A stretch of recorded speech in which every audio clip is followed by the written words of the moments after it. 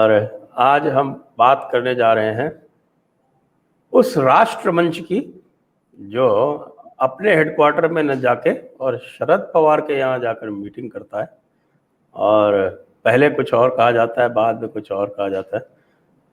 तो ये 2024 की बिसात बिछाने का कार्यक्रम है क्या भाऊ? बिल्कुल। मैंने तो मेरे वीडियो में पूछ लिया था कि भाई शरद पवार ने अपना घर शादी ब्याह का कोई पंडाल बना दिया है या हॉल बना दिया है, तो हमको भी दे दे, हम कुछ कार्यक्रम कर देंगे हमारे। तो जब तक मीटिंग होने वाली थी तब तक वो पवार साहब ने मीटिंग बुलाई थी, और मीटिंग होने के बाद बोलते कि राष्ट्रमंच ने बुलाई थी। तो यशवंत सिन्हा अगर उनके घर कुछ मीटिंग बुला सकते तो हम भी कुछ फंक्शन कर सकते। तो इतने मैंने किराए पे बोला है। था कि हाँ बिल्कुल। और तो क्या है, मेरे समझ में नहीं आता कि 2 दिन से लगातार ही कहीं 15 मीटिंग है, 15 लोग पार्टियों की मीटिंग है और 15 इंडिपेंडेंट भी नहीं है। तो मैंने बोला था ये पक्ष है कि अपक्ष है, मराठी में पूछा था हम्म। कि जो आए सुधींद्र कुलकर्णी की पार्टी कौन सी है, पवन वर्मा की पार्टी कौन सी है। यानी न्यूज देते सोचते भी नहीं, मुझे अजीब लगता है कि बस उन्होंने बोल दिया और हो गया। हमारा मराठी में एक कहावत है, उसका ही मैंने शीर्षक हेडिंग दिया कि गाढ़वा पुढे गाय गधे के सामने गीता कही। तो मराठी में एक शादी के बाद एक तमाशा जैसा छोटा नौटंकी जैसा होता है, वो हम्म। भी यानी धर्म पुराण के आधार पर होता है, उसको गोंधळ बोलते। तो हम्म। कहावत है की गाढवा पुढे गायली गीता और कालचा गोंधळ बरा होता। यानी गीता भी कहो तो गधा क्या कहेगा कि भाई हाँ, कल का वो नौटंकी अच्छा था। तो ये यानी पत्रकार भी सोचते नहीं कि सामने वाला बोल रहा है क्या, वो कर रहा है क्या।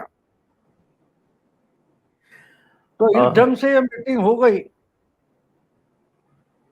या आपके हिंदी में भी क्या बोलते हैं उसको, एक कहावत है, खोदा पहाड़ निकली चुहिया। इधर हाँ, खुदा चुहिया, पहाड़ निकली। तो यहाँ चुहिया खोदी और निकला पहाड़, ऐसी बात हो गई। मैंने जो कोई इन्वेस्टिगेटिव जर्नलिज्म करते हैं, इन्होंने 15 लोगों की मीटिंग बुलाई बुलाई बुलाई और देखते तो कुछ चूहिया खोद रहे थे। उसमें उसमें संजय झा भी शामिल थे। हाँ ओंकार जी, बिल्कुल। संजय झा क्या कर रहे थे वहां पे?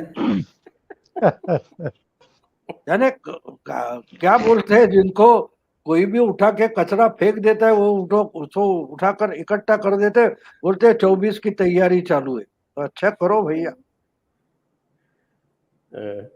इससे हाँ, अगर बाद में 24 की तैयारी होने लगी तो ठीक है, करो। तो आपको क्या लगता है ये किस लिए बुलाई गई थी? ओंकार जी, संजय झा क्या कर रहे थे वहां पे? हाँ, उसी का जवाब मैं देना चाह रहा था। संजय झा कांग्रेस से धकियाए गए और आशुतोष आम आदमी पार्टी से धकियाए गए। करण थापर की अपनी पीड़ा है, पवन वर्मा का बता ही दिया भाव ने। कई ऐसे जावेद अख्तर आपके प्रिय। हमारे जावेद अख्तर, हमारे जावेद चाचा।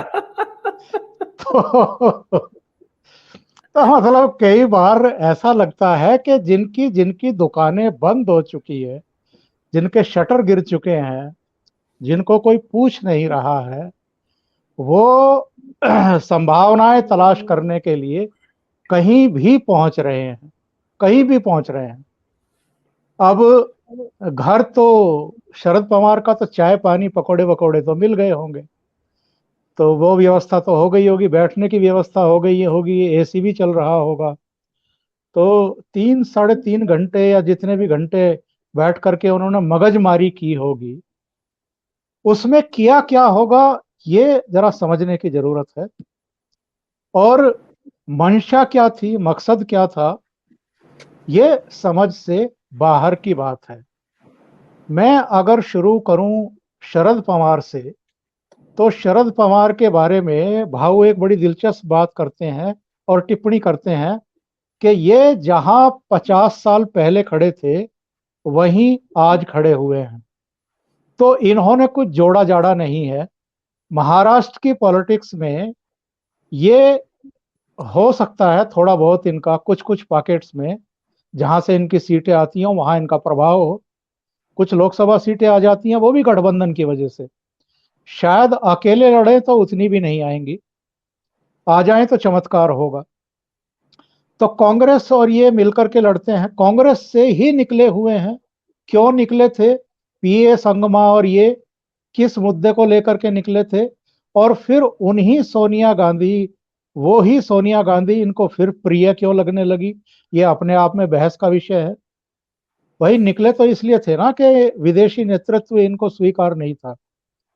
एक as prime minister Sonia Gandhi स्वीकार नहीं थी, तो सोनिया गांधी प्राइम मिनिस्टर बनी भी नहीं, फिर भी ये वापस नहीं लौटे और अपनी ही खिचड़ी पकाते रहे, और वो भी कांग्रेस के सहयोग से पकाते रहे।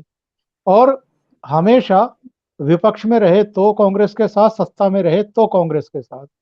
तो एक अजीबोगरीब कैरेक्टर हैं वो।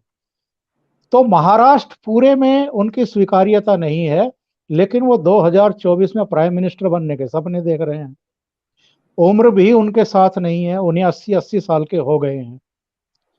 दूसरा चेहरा अगर मैं बात करूं तो जो यशवंत सिन्हा, मतलब जिन पर आप भरोसा कर ही नहीं सकते हैं, जिस पार्टी ने इनको सब कुछ दिया, इनको वित्त मंत्री भी बनाया, इनको विदेश मंत्री भी बनाया, और उन टॉक्स में ये हिस्सेदार थे जो, अगर मैं गलत नहीं हूं तो मुशर्रफ जब आगरा आए थे समिट के लिए तो वहां भी ये मौजूद थे और बजट पेश किए हैं भाई देश के लिए। और अगर मैं गलत नहीं हूं तो चंद्रशेखर सरकार में भी यही थे शायद वित्त मंत्री जब सोना गिरवी रखा गया था, तो इन्होंने ही रखा था। इन्होंने ही रखा था।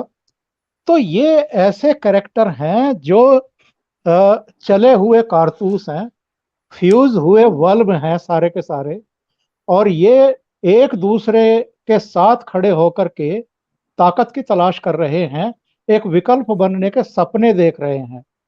किसका विकल्प बनेंगे पहले तो यही बता दें। अलग अलग राज्यों में इनका है क्या? आशुतोष को कौन पूछ रहा है? करण थापर का क्या है? अगर अगर हम पॉलिटिक्स की बात करें, करण थापर क्या चीज है? या जावेद अख्तर का क्या लेना देना है पॉलिटिक्स से? जावेद अख्तर अगर बेगूसराय में जाके प्रचार करता है ना, वही मैं कह रहा हूं। तो कन्हैया कुमार के लिए। एक बड़ा अजीब सा मजाक इन्होंने अपने साथ किया है, मीडिया के साथ भी किया है जिन्होंने इनको कवरेज दी है। मुझे लगता है कि ये मजाक के अलावा कुछ नहीं था। संजय जी। नहीं, मुझे मुझे इस पर एक थोड़ा बोलना है जी कि आप ओमकार जी ने विवरण अच्छा दिया, लेकिन असलियत में जगह क्या थी ये भूल गए। देखिए, कबाड़ी वाला हर चीज, हर तरह के फेंके हुए सामान इकट्ठा करता है, तो ये क्यों लाया ये पूछना गलत है ना। भाई एंटीक है या पुराना फर्नीचर है या कोई पीतल का सामान है, तांबे का है, ये कैसे पूछते हो? कबाड़ी वाला है, कबाड़ी वाला तो हर चीज बेचेगा, अरे खरीदेगा, बेचेगा नहीं, खरीदेगा और बोलेगा। आप जब बेचते हो तब और दूसरी बात, यशवंत सिन्हा तो राजनीति के देवानंद है।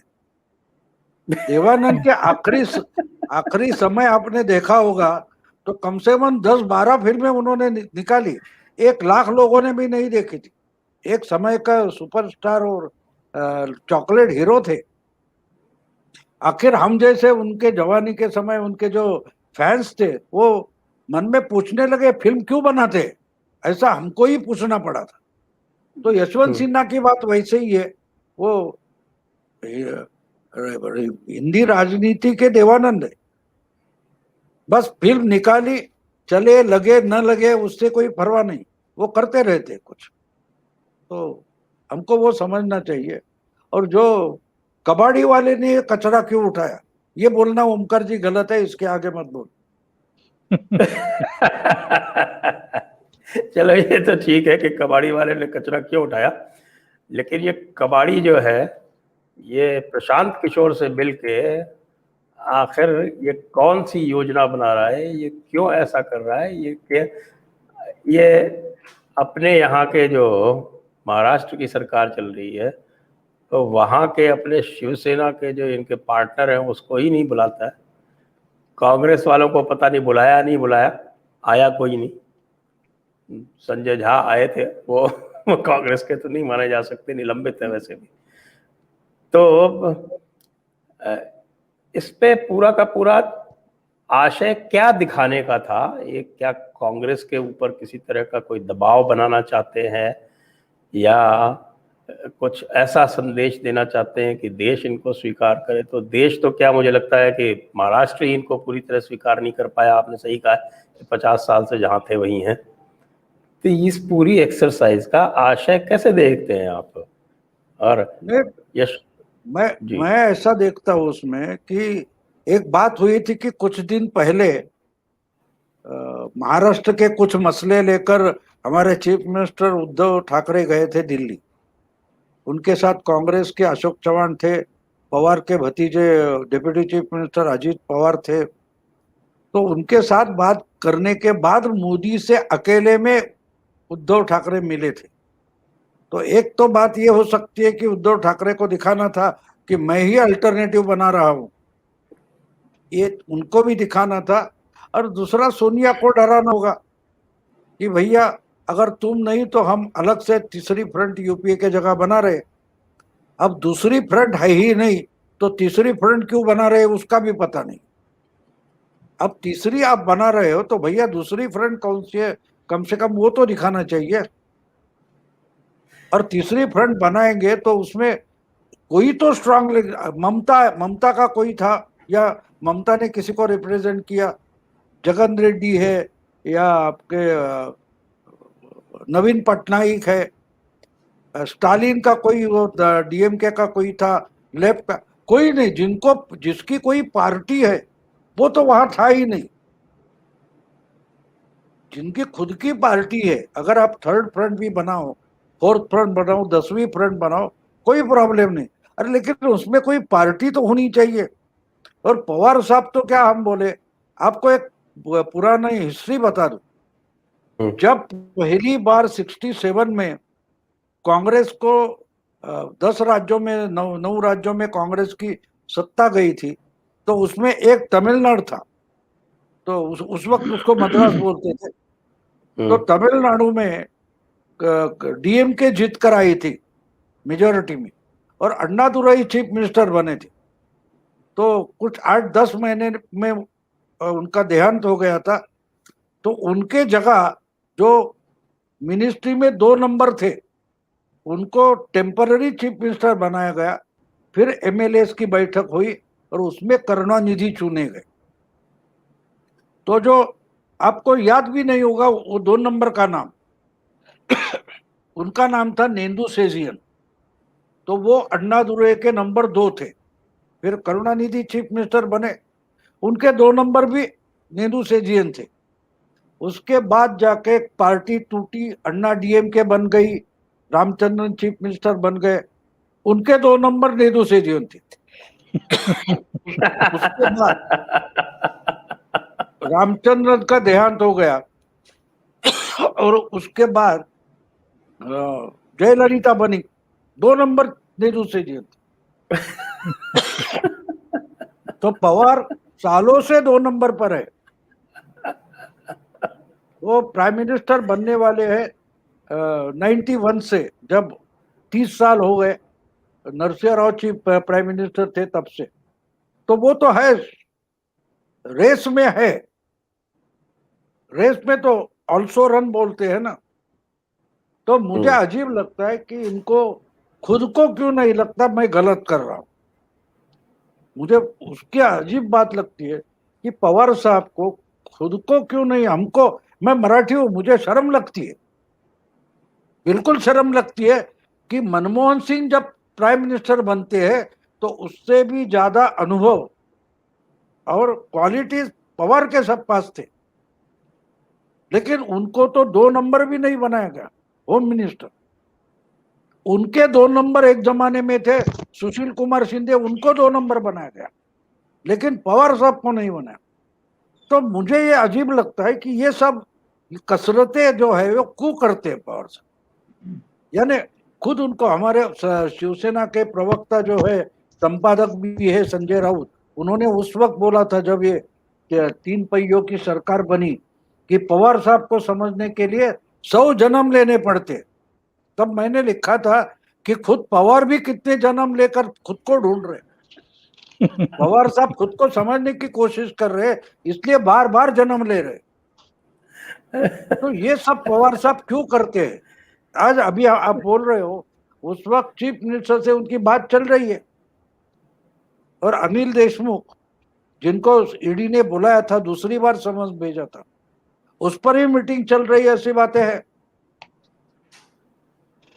तो क्या बात क्या है? क्या दिखाना चाहते कि भैया जो बोलते हैं ना मार्केट में शेयर की कीमत जो बढ़ाते हैं, झूठी कीमत बढ़ाते हैं, फर्ज करते हैं, तो उस ढंग से चल रहा है कि मोदी की मार्केट में इनके शेयर की कीमत बढ़ाने के लिए वो मीटिंग ले ली होगी, शायद वो भी हो सकता है कि देखो मैं ये भी होता तो मैं उधर जा रहा हूं, तुम बुलाओ जल्दी, ये भी हो सकता है। ये भी हो सकता है, लेकिन जहाँ तक टीएमसी की बात है बाबू, तो टीएमसी के उपाध्यक्ष तो स्वयं यशवंत सिन्हा है, तो इसलिए टीएमसी तो कवर हो गई उसके अंदर। वो अलग बात है कि ममता को लीडर बनाया तो कैसे बनाया, उसने तो पूरा चुनाव जो था वो बंगाल का वो बाहरी और भीतरी करके लड़ा था, बहिरागत बहिरागत करके। तो और सारे तो हिंदी भाषियों को तो उसने बहिरागत कह दिया था, तो वो हिंदी भाषियों के आके वोट कैसे मांगेगी वो? नहीं, सऊदी अरेबिया के जो प्रिंस होते हैं, 125 प्रिंस है, तो जो अभी बिन सलमान है वो तो मेरा सगा है, ऐसे बोलने वाले बहुत मिलेंगे ना। तो टीएमसी में वाइस प्रेसिडेंट कितने आपको कहाँ मालूम है? तो यशवंत सिन्हा को भी बना, जिसको देखिए राहुल गांधी 2014 की जनवरी से लेकर 2000 मेरा ख्याल है 17 या तब तक वाइस प्रेसिडेंट थे। तो क्या थे, किसको मालूम है? और प्रेसिडेंट बने तो भी क्या है कि उसको, उनको भी खुद को मालूम नहीं था। तो यशवंत सिन्हा को क्या दिखा दिया, हाँ जब इसको भी वाइस प्रेसिडेंट बना दो। तो उनको टीएमसी में कोई भी पूछा जाता है भैया क्या करे, आज हाईकोर्ट का कुछ आया है उस पर, जहां टीएमसी की मीटिंग ही होती नहीं है ना वर्किंग कमेटी की, तो वाइस प्रेसिडेंट हो या ना हो उससे क्या मतलब है? यशवंत सिन्हा को एक बार तो ममता ने कहीं कंसल्ट किया है? अगर नहीं किया है तो वो उपाध्यक्ष है, वाइस प्रेसिडेंट है और कुछ है, उससे कुछ मतलब नहीं बनता। जी, मैं अपने दर्शकों को याद दिला दूं कि अभी अभी भाऊ को श्यामा प्रसाद मुखर्जी पुरस्कार दिया गया है, तो उसके लिए मैं भाऊ को बहुत बहुत अभिनंदन करता हूं, और आप सभी को भी अनुरोध करता हूं कि आप भाऊ का स्वागत करें इस पुरस्कार के लिए। अब ओंकार जी से पूछता हूं मैं। ओंकार जी, जी जी। इससे पहले मैं दर्शकों से एक बार और कह दूं कि आप अपने प्रश्न जो है वो तैयार रखें और पूछना आरंभ कर दें, और चैनल को सब्सक्राइब भी अवश्य कर लें।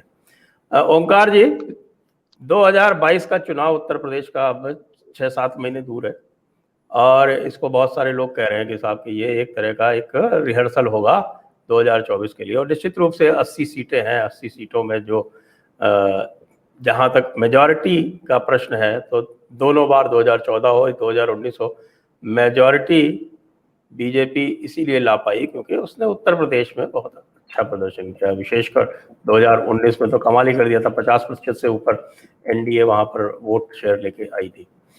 जी जी। तो अब जो बिसातें बिछ रही हैं, और मुझे पुनः बताया जा रहा है कि साहब की इसमें प्रशांत किशोर जी बहुत एक्टिव हैं, और आज हमारे यहाँ राजस्थान में एक समाचार पत्र आता है राष्ट्रदूत, तो उसमें रेणु मित्तल, जाल खंबाता और आपके सतीश मिश्रा, ये सब इसमें लेख लिखते रहते हैं, तो वो पढ़ने का अवसर मिलता है मुझको।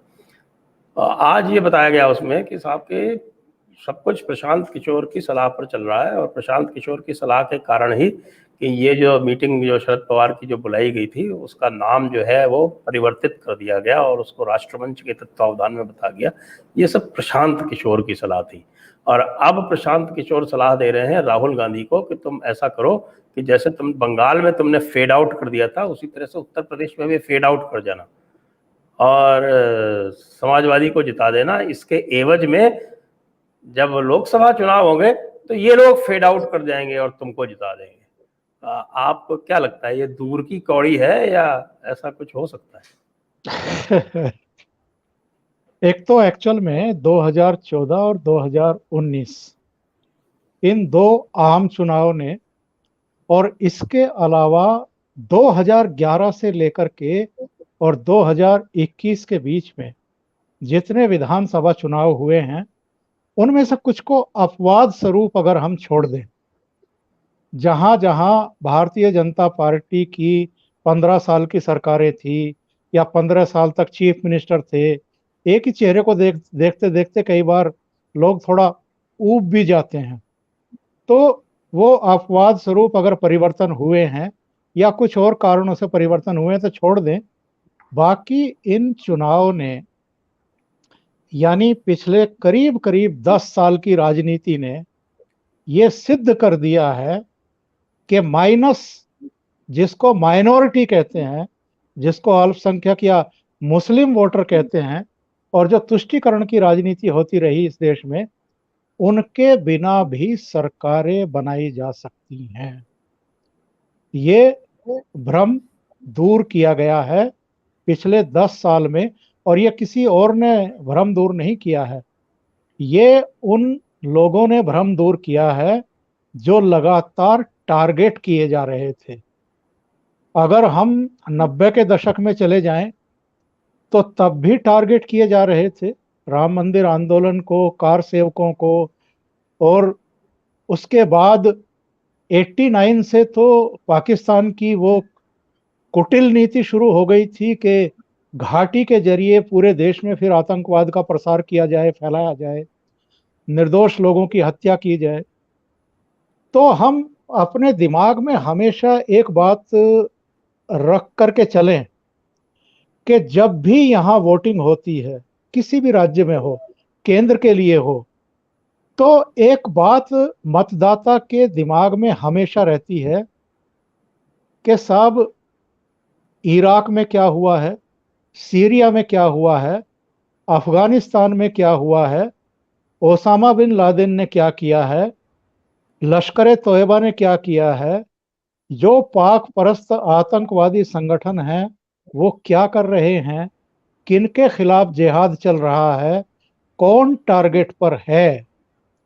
वो एक फैक्टर, चाहे कितनी राजनीति आप किसी मुद्दे पर कर लीजिए और जो सरकारें हैं उनको आप घेर लीजिए, पर ये जो बात है ये आम मतदाता के मन में बहुत गहरे तक बैठ चुकी है। और जहां इस तरह की इनसिक्योरिटी फीलिंग आ जाए कि हमको इनको अलग थलग करना है, उनको नहीं, अल्पसंख्यकों को नहीं, उनको जो मानवता का खून बहा रहे हैं और जो डेमोक्रेसी को किसी ना किसी रूप में चोट पहुंचाने का काम कर रहे हैं, जो विकास के पहिए को रोकने की कोशिश कर रहे हैं, जो अपने हिसाब से अराजकता का शासन स्थापित करना चाहते हैं, बंदूक के नाल से खून बहा करके, लोगों को दहशत जदा करके।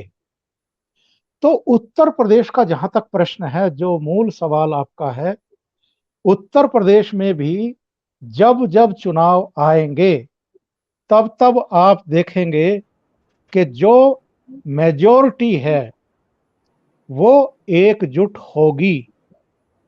और अब ये कहने को असदुद्दीन ओवैसी भी आ गए हैं जी, उनकी राजभर की पार्टी से गठबंधन हो गया है, या मुसलमान मायावती को भी वोट देंगे, या एक तरफा समाजवादी पार्टी को जाएंगे, क्या असदुद्दीन ओवैसी कुछ नुकसान पहुंचाएंगे समाजवादी पार्टी को?